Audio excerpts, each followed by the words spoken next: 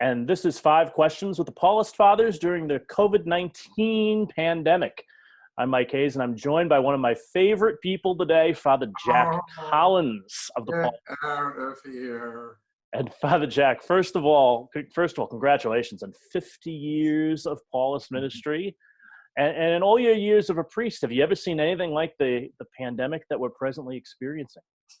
Well, thanks very much for your kind words about my 50th. I do not think anybody, and I mean anybody, who was at my ordination 50 years ago, including God, ever thought it would get to 50 years. 8 or 9 months maybe, but 50 years. So thank you very much. I am surprised and stunned myself that it's 50 years. But to your question, has anybody seen anything like this before in their life? It's almost beyond comprehension. I mean, I live in New York City, and I live in Midtown Manhattan, believe it or not, which is always busy.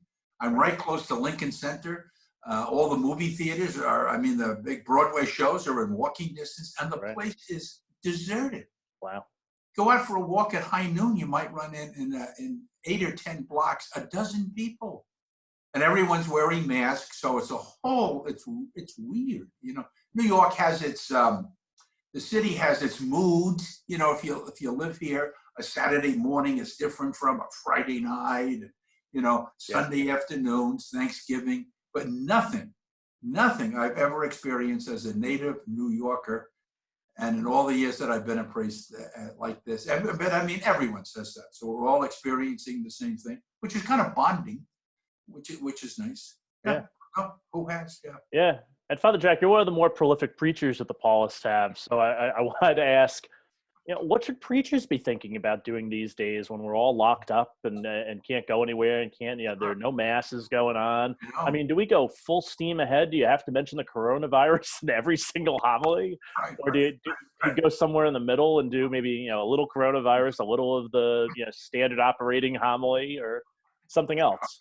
Well, I asked somebody, I said, what do you think a priest thinks about during these days of coronavirus? No one gets it right. We're thinking money. No, let's not. I think you absolutely have to bring it up. What I'm picking up too, interestingly enough, is that everyone is so positive that we're going to overcome it. We've seen 9/11. We've seen a lot of stuff in our lives, and the word you hear over and over and over again is, we'll get through it, we'll survive it, things will get better. And I think the role of a religious leader in this time is to reinforce that. To say, those of you who are thinking that, you're right on. This is where we are headed, and we can't get discouraged. For a religious person too, I think this positive note that people are striking is what we mean by the resurrection, that the resurrection is not a doctrine as much as it is an experience. And what is the experience of the resurrection? People greeting each other who might not have before. People saying, when they're being interviewed like I am, hang in there. We're gonna get through this together. Just a sense of community, a sense of positiveness. That's what the resurrection looks like.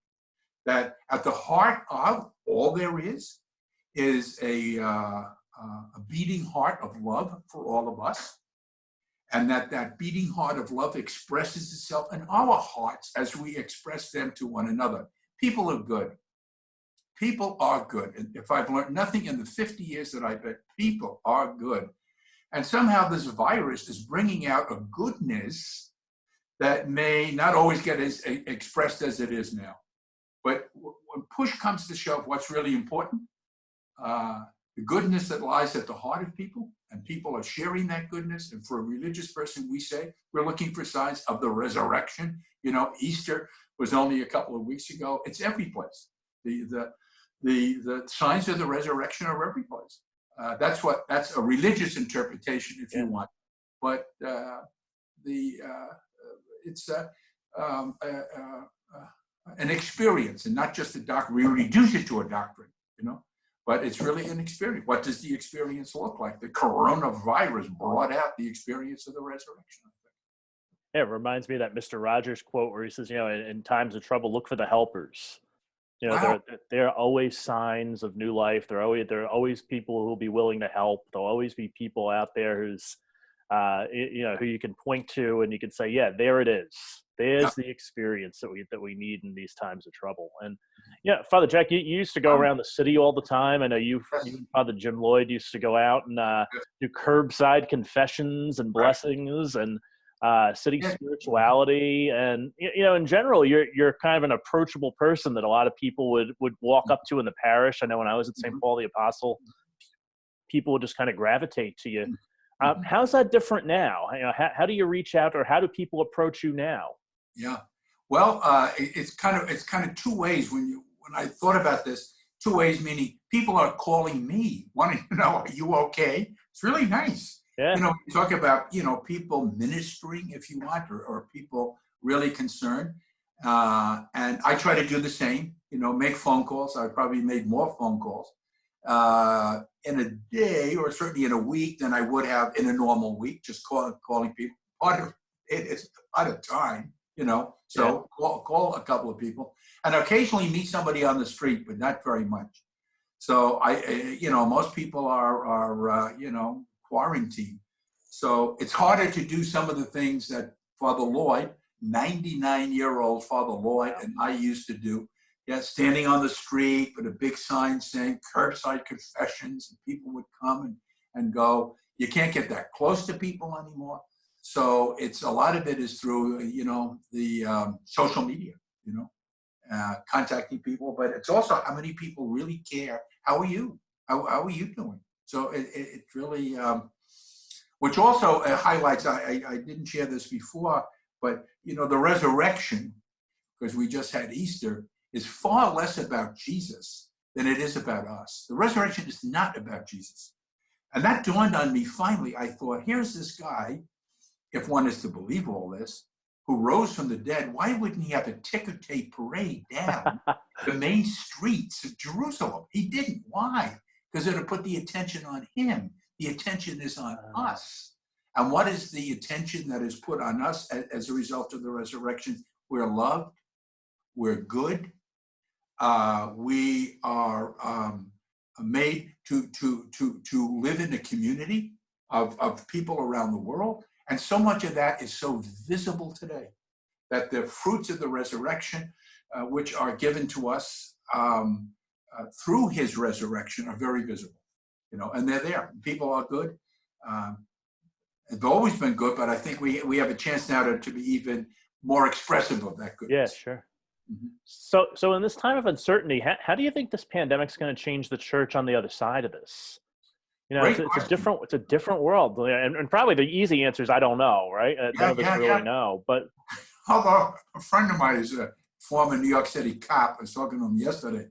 He said, I get friends of mine now that are kneeling down and praying.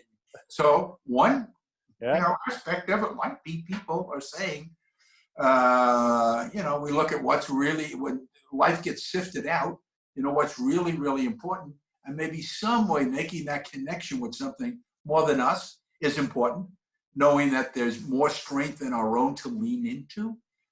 So that's one possible outcome, that people would, if you want to express their religious fervor in ways they didn't do it before. And maybe some will get in the habit of not going to church, expressing their religious, fervor, get out of the habit of doing it. And we might go the other way. People say, I don't need to go to church. So I don't know which way it'll go. I'm hoping that people will find, that religion in some ways invites us to kind of ritualize the best of who we are. Yeah.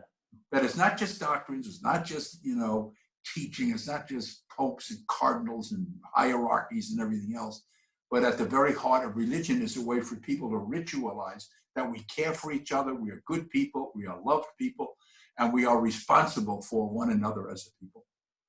Yeah, there's a good homily in there somewhere, right? Right. Here's question 5 and the last one for today. But Okay. what's your own personal prayer been like? With 50 years of priesthood in the rearview mirror now, what keeps you Right, grounded through something like this? right. No, I think I kind of said it. I think it brings out, if you want, what had sometimes just been, teachings or doctrines. Resurrection is one. I just see signs of it every place.